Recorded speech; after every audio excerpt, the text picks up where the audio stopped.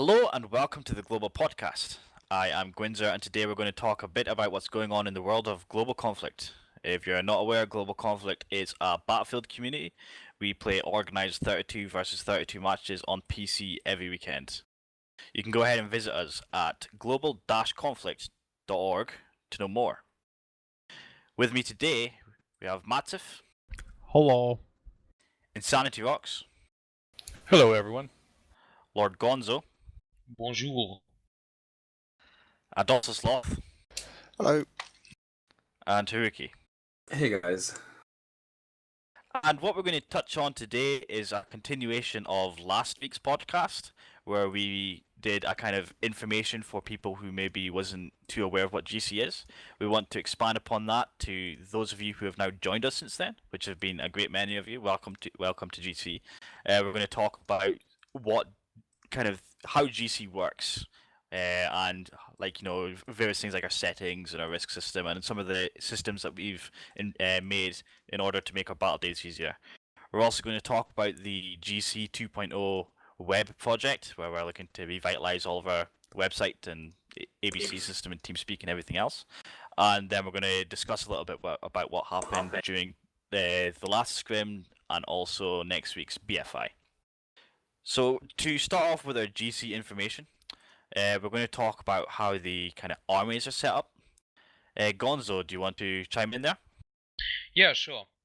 So in the armies we have a bunch of different ranks, reaching from up top with the general and his high command, through the officer ranks, and all the way down to the common grunts. In my army, the 9th Marine Corps, we have it set up so the different divisions, which I'm going to talk about in a second. So we have a bunch of different ranks in GC. Over the course of the campaign, people are going to promote it up the ranks. You're not going to get all the way up to the top to general. That would be kind of a coup. But you may well get into officer ranks, which have a bunch of different responsibilities which you are going to learn about during the course of the campaign. And the most important division, or the most important difference between the different divisions we have in our armies are, of course, the assets they are using. We basically have an infantry division, an armor division, and an air division, and usually the assets on the map are gonna be assigned to these groups if there aren't too many for them to handle. We have a bunch of different people and in a bunch of different roles helping out on the battle days. We have the TA group, which are basically the GC referees that try to keep the battle day running smooth and have the rules enforced. Then we have the different HT groups in both armies that are there to field command on the maps, which means giving out orders to the actual squad leaders on the map, and to just make sure that the officers basically do their jobs, which consist of stuff like, after the battle day promoting people, but during the battle day mainly putting them into the right squads and making sure everybody gets their orders. Doing all the hard work. Yeah, basically. So that's some kind of bit of a basic overview of how our rank system in GC is set up. It does change between armies and different campaigns, but both armies went for kind of similar way of working this time, so it covers both. We'll move on to our kind of server stuff that we kind of have in GC. Massive, do you want to fill us in on any kind of server information? Absolutely. Yeah, so we have this, we kind of set up the server settings to sort of mirror similar to BF2 type settings, because in GC we kind of believe that BF2, BF 1942 are kind of the epitome of arcade versus tactical gameplay. So we've set up the servers so that it's kind of like a mix between hardcore and normal play. So you have no 3D spotting. We're still running with 100% health this campaign. Everything else, we changed some of the ticket and countdown timers for like ticket numbers are generally, we ran at 75% ticket numbers with a slower bleed rate today in our scrim to 600 tickets, isn't it?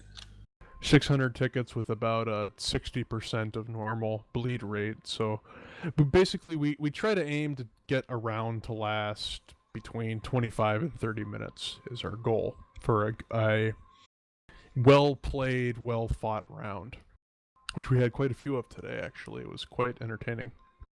Along with these server settings that we use, which we try to include commander mode, and to do that with BF4 server settings, you have unlocks based on your stats of public play. So public play does matter, but in parallel to the settings we can actually change for the server, we also ban some of the weapons.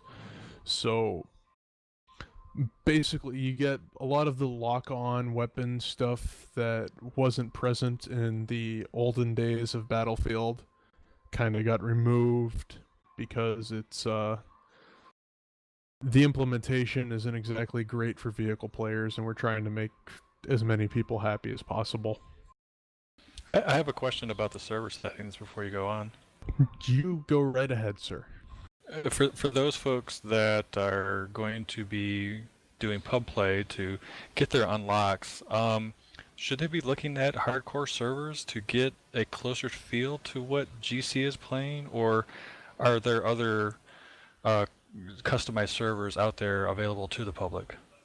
There is at least one customized server that runs very, very similar to what we run at GC. I have it in my favorites list on Battlelog, and maybe we can post it in the YouTube description. Yeah, let me get you a link here, and I'll post it in the description. And I think usually a lot of these servers, which are fairly close to our settings, they're usually called classic settings or original settings, and they're the idea is to simulate the older Battlefield games like BF2 and 1942 in terms of how they play. And that's what we try to strive for as a community for our matches on Saturdays. So there's a few of these servers laying around. If you're interested in playing more similarly to a GC setting, these are definitely good places to pub and get your unlocks up and experience a similar setting to what we play, although it's still public play, so the rigid structure isn't always there. But to include, in parallel to these server settings, we've also banned some of the weapons that we deemed as a community to be either overpowered or not exactly being in line with how we want things to run as a community. So a lot of the laser lock-ons and active radar things like the MBT Law, active radar missiles, SOFLAM, PLDs, UCAVs, and there's some other things that got recently because of recent patches. The generals decided they wanted to not use the AC-130 from the commander mode because they felt it was not balanced with its instant respawnability. So these things are also open to change during the campaign, so keep your eyes on the forums to make sure that you know what is always up to date. And there's also some server rules that we generally like to enforce, a major one being don't use all chat. So you got your J button on your keyboard, and you hit that, and everybody on the server can see what you type. Now, at the end of a day, when you say good game, GG, GJ, things like that, I'm really not going to make too much of a fuss about it. But it did, in good taste of getting used to the rule, just don't do it, and then we don't have to yell about it. What about some of our other rules, Eric Wynn? Well, first I think I'll expand on our no all chat rule. There is a bit of history behind that. Although Massive has said we won't usually kind of punish someone for just saying good game, but we ask that you don't do it. And the reason is we don't want people to be typing stuff in all chat during the battles, which may be taken the wrong way by the other side. Sometimes a GG, this isn't StarCraft, it's not something that you always say as a politeness at the end of a game. Sometimes it feels like it's being rubbed in, especially if one team has really, really slaughtered the other one, and then they end the round with a good game. It rubs the other team up wrong. We've had instances in the past where there's been entire full-blown arguments over all chat. So we've just taken the kind of the mindset of it's easier to blanket ban it as opposed to do it on a case-by-case basis. But as for other rules, we don't have that many rules in GC. There are more rules than you get in pub play, but that's just the nature of a competitive tournament. However, almost everything kind of comes under what we call the golden rule. And the golden rule of GC, and I shall quote it, is that you should not do something to your enemy that you would find unfair if it was done to you. We also expand upon that to say if you're in doubt about an action, then don't do it. Because we're here to create an enjoyable gaming experience for everyone and ask that we play with that spirit in mind. And there's a couple of examples of that. One being like if you steal an enemy vehicle, you have to keep it in bounds. You can't just take it back to your base and leave it. You have to keep it within the being theoretically destroyable, because otherwise you're being a bit lame. You can do that in the game, but it's not very fair to the other team, and you wouldn't like if it happened to you. So we ask that you don't do that. There's also, we don't allow things like manipulating squads. Examples of that being, what we call army dumping, is where you've got one guy sitting as a squad leader, he spawns in on a flag, and then you get everyone in the army to kind of spawn in on him, leave the squad so other people can join the squad and spawn on him, and you just dump that. That's not very nice. We don't think that's fair, so we don't allow that either. You can check our wiki for more of our rules. I think most of them, for the most part, are fairly clear, and they're perfectly understandable. If you're an Air Force player, I especially recommend you take a look at the rules, because there are some specific Air Force rules we have, like how we define what you're allowed to strafe on the base. We don't allow you to attack air vehicles when they're still landed on the pad. Once they've been up in the air and they've went to go back to their base for repairing, that's all fine. But we think it's a bit crap if you strafe a jet, well, maybe not a jet now in BF4, but if you strafe a helicopter as soon as it spawned in. That's not fun for the helicopter guys, and you'd hate that if it was happening to you. We've got some slight forum rules. There's really not much. They basically come down to no politics, no religion, no sex.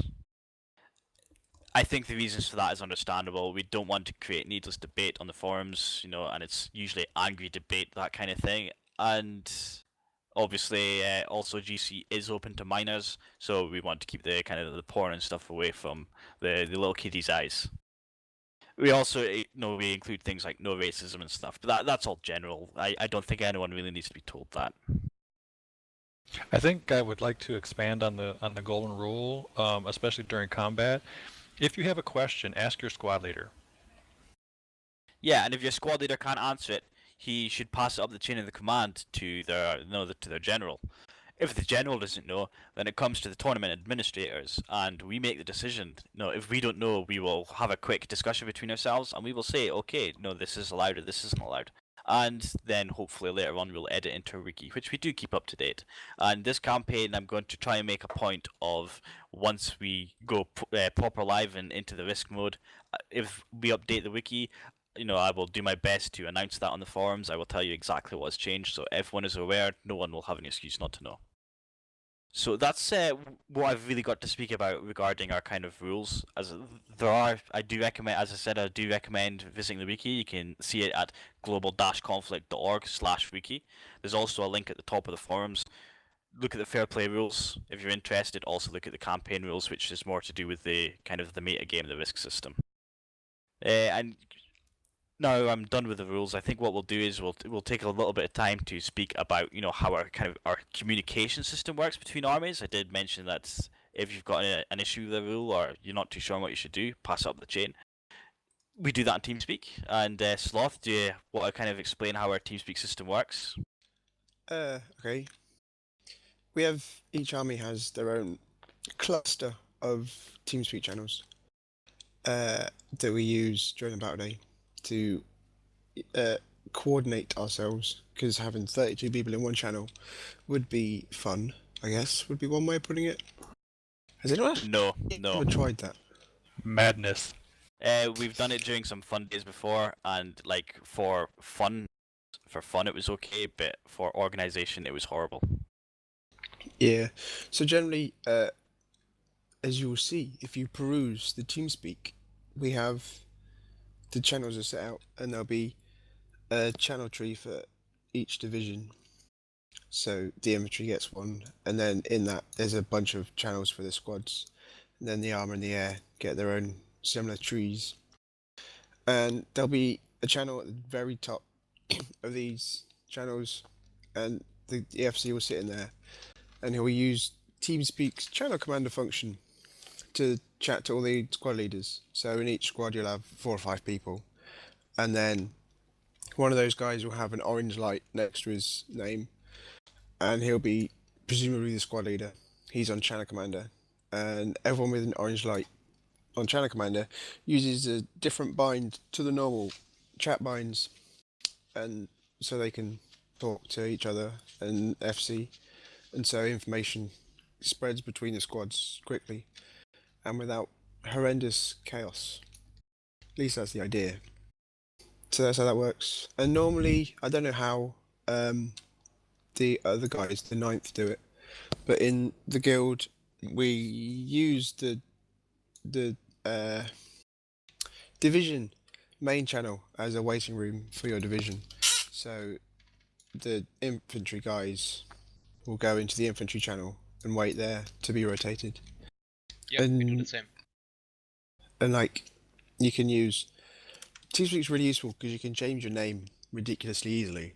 So you can get, I mean, I don't know, presumably, I'm guessing the 9th does this, but an old trick that's been used in GC for many a year is to update your name with the number of rounds you played and things like that. So it's easy to see at a glance, you know, who hasn't played much, so who should get in to play more. So it's a good way. TeamSpeak's useful to let us make sure everyone gets more or less equal playtime.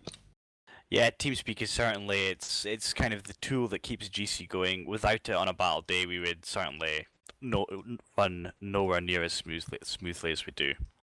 And it's one of the reasons why this idea of GC can't really expand to the console variations of the game, because you can't do the organization that is necessary to make things run smoothly.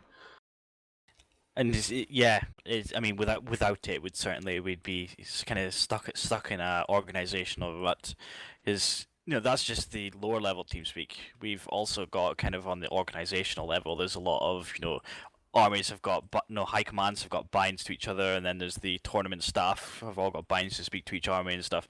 Most people won't use that, but without TeamSpeak, we'd be really kind of be lost, and we wouldn't be able to get this thing off the ground at all.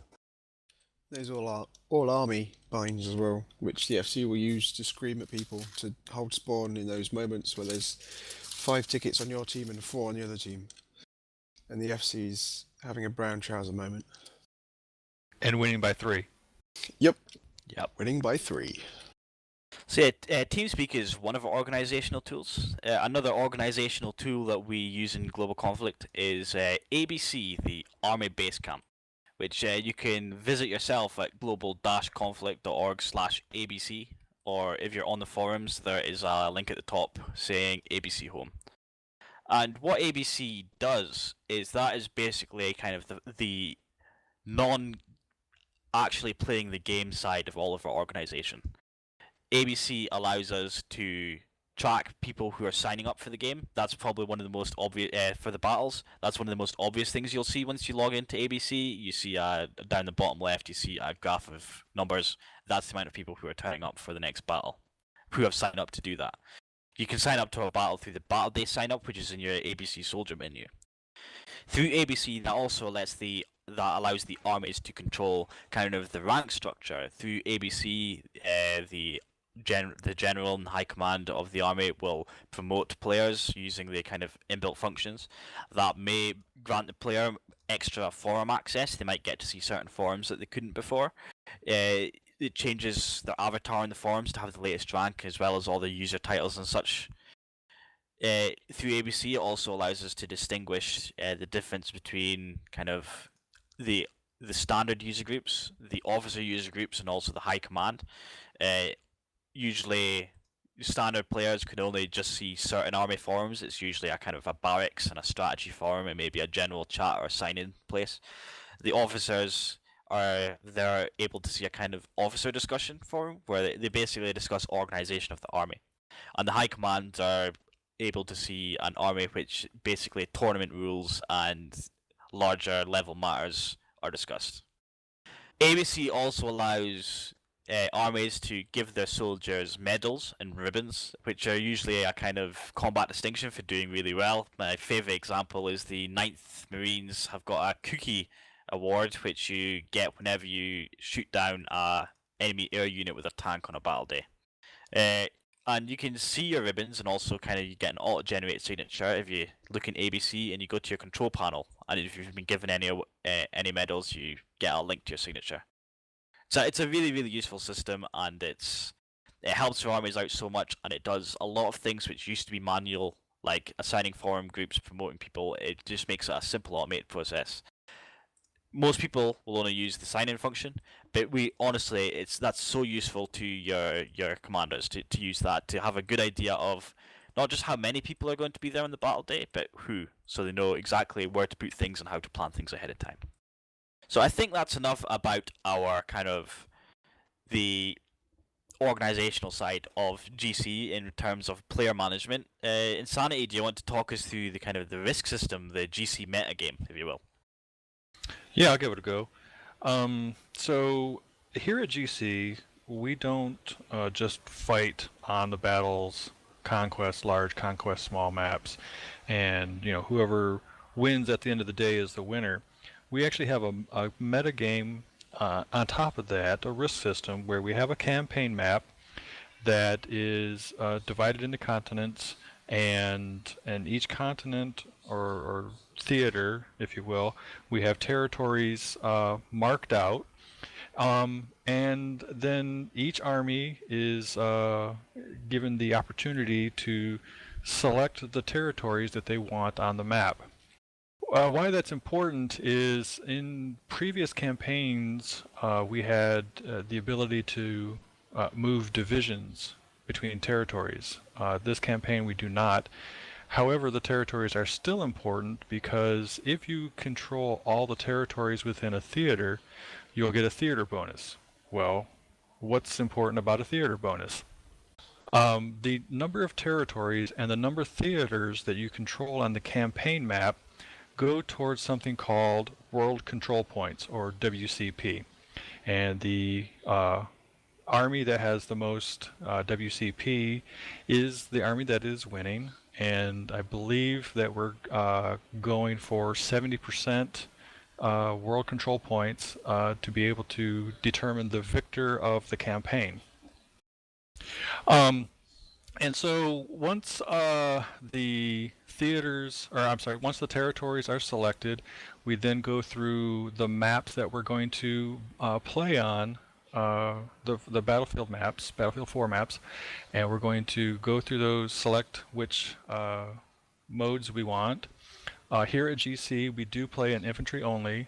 However, we've had to modify our use of infantry only because in Battlefield 4, when you select infantry only, you lose all your vehicles, and we don't necessarily agree with that.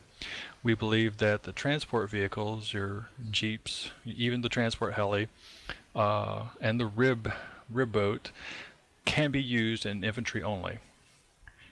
So we play Conquest Large and we play Conquest Small and infantry only. And vehicles as well, not just infantry only maps, but we Yes. have infantry only variants of maps that we run. Yes, thank you very much. Yes. We played all of those today. Did we? I think we did. Mm-hmm. Yep. Yeah. We played a 32-player infantry-only variant, Lankang Dam. We also played every other map, I believe, was a 64-size vehicle variant. Yeah, so we got a good taste of all the all the different modes of the maps that we'll be fighting on during this campaign. So today was a scrim, and it was an opportunity for each army to sort of size each other up, get the new players in, get them introduced into GC. However, it really didn't count towards the campaign. When it is going to count is next week for our what's called Battle for Initiative day. And the winner of the BFI, or Battlefield for Initiative, determines which army attacks first. Why is this important? Well, each army takes turns being on the attack. And what this means is that they can select the territories that they want to attack during the week in order to gain WCP points. And so each army will, when they draft a particular territory that they want, we also draft the map that we will be playing on. And the army that has a particular map actually gets to choose the side on which they defend. So anytime that particular territory is attacked and they have control of that map, they will defend from the side that they pick. So it is nice that the defenders are able to try to get the advantage so that they can keep that territory. And just to close it up,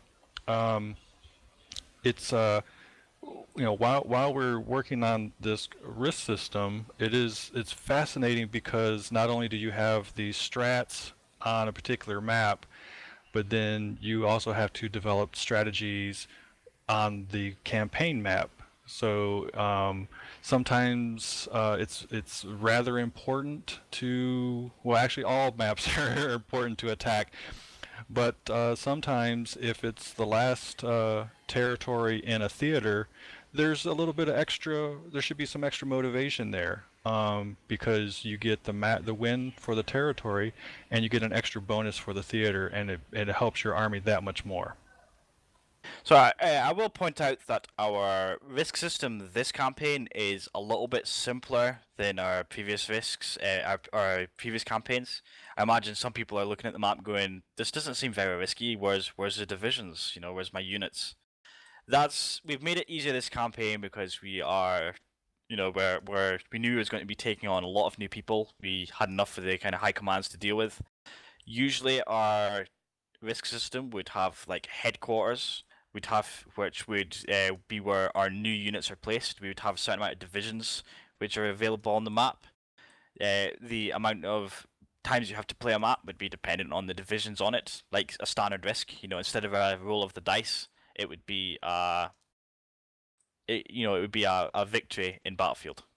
And you'd also have to worry about things like supply lines and such. This campaign we've simplified it, but you've got something to look forward to. Next campaign we'll find that it's kind of, the risk system has a lot more depth. For now though, we think it's a very good learning experience. Yeah, I'm looking forward to the simplified risk system. One thing that I didn't get into that the previous risk systems had was this concept of risk cards, and the ability to add a little variance into your attack. Alright then, I think that's enough information about GC. I'm sure that's gave all of our new sign-ups, if any of you have had the patience to listen to our ramblings, a very good overview of, kind of how GC works. As I mentioned before, things like our rules and such they're on the wiki, as are that's not just our fair play rules, also how our risk system works. I think the wiki's maybe a good read anyway. It's not incredibly boring. It's not like the Anne Frank article on Wikipedia. It's shorter and split up a bit more and has more paragraphs. Do recommend you visit it at globalconflict.org/wiki. It's also available at the top of your forum page under GC Wiki. So moving on, let's guys, how did you feel about today's? Today we had Scrim 3, our last kind of friendly scrim of the tournament, our first scrim since the Reddit rush. Lots of new players today. How do you guys think it went? I think it went a lot smoother than I had anticipated.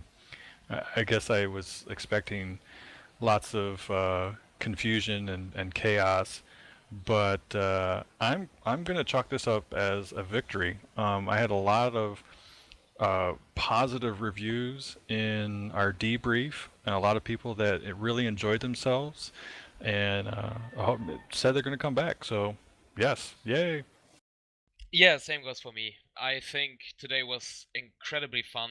It was stressful for the officer course. I imagine for Gosi as well as my ninth. Yeah, yes. But yeah, but we had a lot of fun. We got a lot of people in. We had basically everybody in, and I think the numbers, as has been said in the beginning, are gonna dwindle a bit. But if you guys have had fun here, I'm sure you're gonna stay around, and you're gonna find that it's gonna be even more fun next week. I just gotta say, TAing generally in the past, the TAs were the number balancers. So when one team, people couldn't show up that week because of real life commitments, we would fill in to try to keep the numbers even and keep things generally fair. But today, as TAs, we all sat in spectator slots and just kind of got to watch everything unfold as we ran the server. And it was very calming for me. But then at the same time, you had that last round on Altai Range at the end of the day, which is what, as a community, we always strive for. A 3-ticket victory, just going down to the wire. And I'm sitting there at spectator, biting my fingernails, wondering who's going to win, just kind of freaking out over the whole moment. And at the same time, being someone who's always been an officer in GC for so long, wishing I was on the field to help out the situation. It was really just vicariously living out experiences that I've had in the past, and it was really great to see today. You were freaking him out. Imagine how I was FCing, watching the tickets slowly drain away. It's like, where can I get the bleed from? I know. How can I get people in without spending tickets and get them onto this flag and get the bleed back before I lose? It's like, I've been in those shoes, my friend. Yeah, I have to say from a TA side today, I think as a group the TAs were really thinking that today was going to be super stressful and it's going to be a lot of work and we were going to have to be really hectic running around all day, and it ended up being, to be honest, quite possibly our most laid back day over all the scrims so far. We really didn't have to do much. We were worrying with the amount of new people that there'd be people, maybe hadn't followed the rules, were using banned weapons or perhaps taking vehicles that they shouldn't have to, or not following orders. And none of that happened today. Everyone who joined up in this latest rush they seemed fantastic. Everyone I spoke to was super nice. And to all of you listening, I have to say it was a pleasure speaking to anyone who I spoke to, and stay around. You guys are, everyone's been great. GC is more than is more than happy to have you. Well, I want to send a special thanks to my officer corps. I feel that they really stepped up and were proactive in helping the new people settle in, explaining what it was expected of them, the banned weapons. I mean, just basically getting them acclimated to GC in a very quick and positive way. And I would like to believe that it was through their effort that you guys had a very relaxing, if not exciting day. So my hat's off to them. You say not even exciting. I have to say, I mean, I'm in the same shoes as Matsif. I've spent the majority of the previous campaigns, basically since I joined, in some level of officer, some officer level. I've been, squad leading or being FCing almost every single battle day since I joined GC.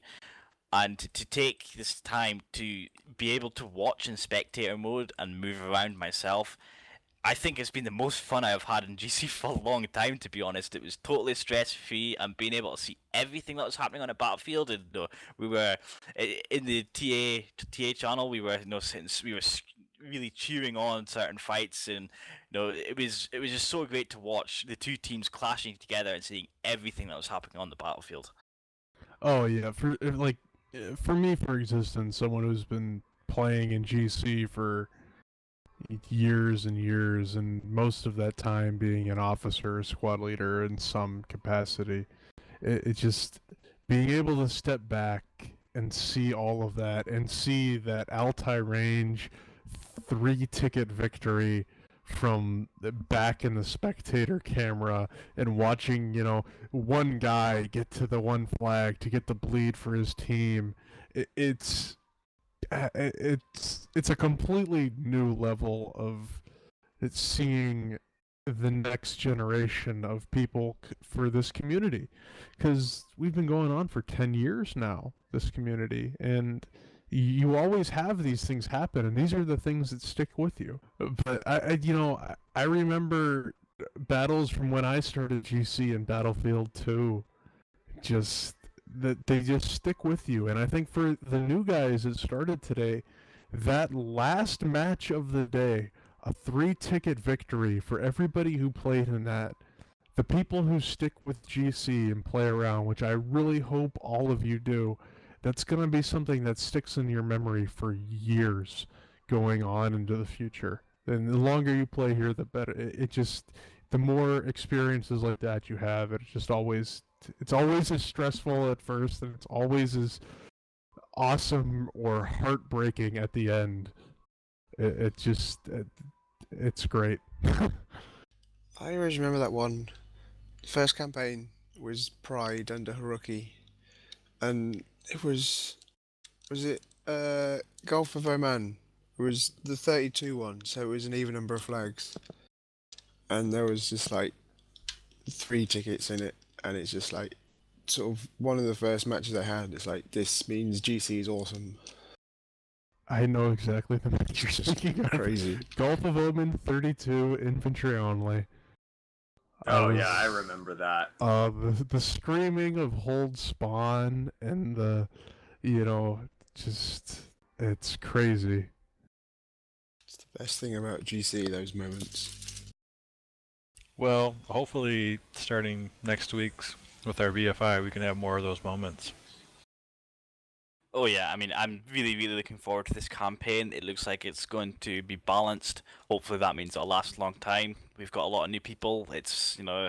That means more people to be involved in squad leading. I'm sure people will step up for the task. I think we've definitely got the next batch of new leaders in global conflict have just joined us, and we look forward to kind of seeing everyone have fun, kind of be part of this community and have fun.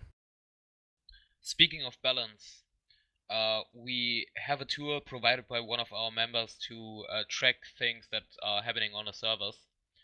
And for one of the rounds on Lanking Dam, I think, we had both armies had exactly the same amount of kills.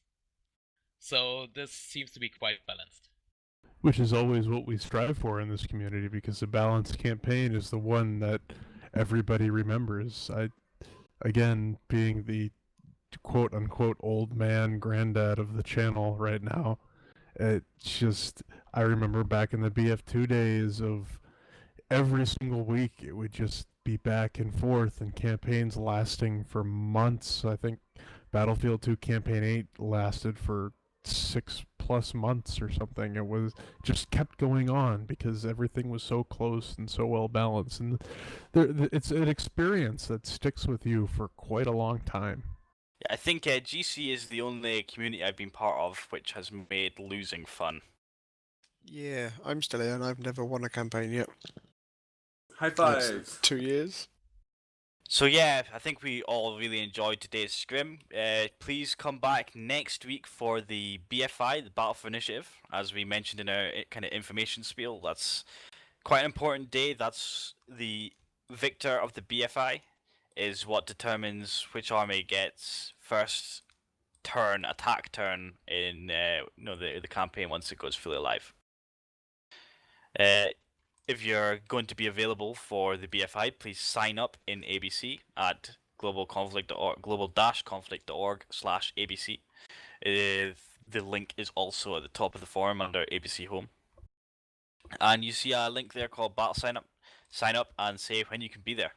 If you can't be available, if you're not able to be available for next week, then do the same anyway, but leave all the boxes blank and hit submit. That lets your army know you won't be there, but you're still interested in things overall, and they'll still take you into account as an active member of the army. So before we close out, I just want to mention kind of the latest project that the web committee is part of. I've recently been tasked by Ghoul, one of the GC founders, to kind of head up getting what I term GC 2.0, which is kind of global conflict technical refresh of all of our systems. Where basically we're looking at our current systems, our kind of forum, ABC, TeamSpeak, and we're also kind of bundling on the front page. We're starting to feel they're a little bit out of date or getting a bit slower and needing a bit too much maintenance, or maybe just, they're bloated. We're looking at kind of pulling everything down, starting from scratch, learning from the mistakes that we've made in the past. We know what we kind of got a better idea of what we want from our systems now than we did when we first started the ABC system and such. And we're basically tearing everything down and looking to put a totally new system back together, which we're hoping will just blow our socks off and be amazing and do everything we want and automate as much as we can. Anyway, if anyone, especially towards our new guys, because I think we've recruited as many as we can out of the community, but if there's any old community members who also have the experience, if you've got any kind of web development experience, especially I think our main focus at the moment is PHP knowledge, but we're also just needing any kind of experience in general, please send myself, Gwinzer, a PM on the forums, or just apply to join the web committee through the user groups, the user control panel, user groups function, or just make a post in the forums or whatever. We're looking to kind of really reinvent the global conflicts image with this project, and hopefully it will it will do good for the community. Are we still having our first meeting tomorrow at SBT? Yeah, our first meeting is happening Sunday the 6th of April at SBT.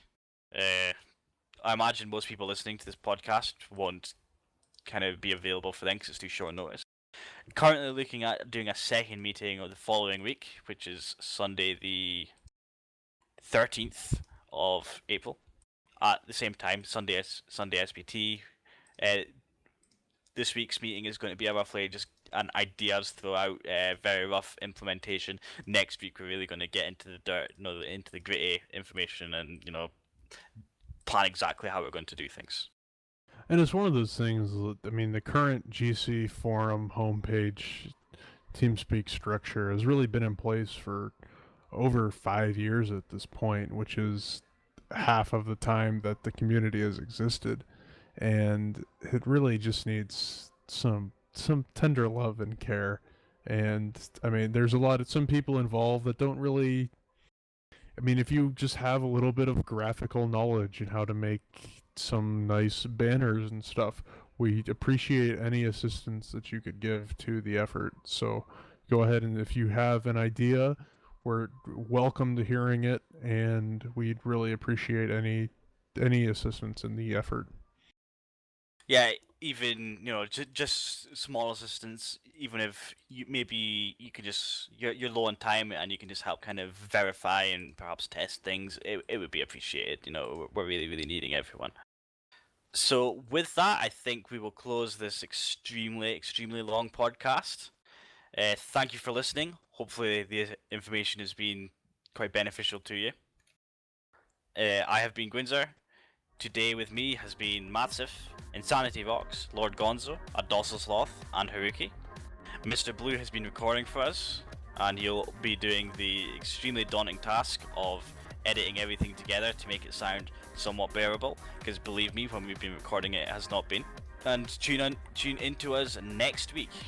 Bye bye.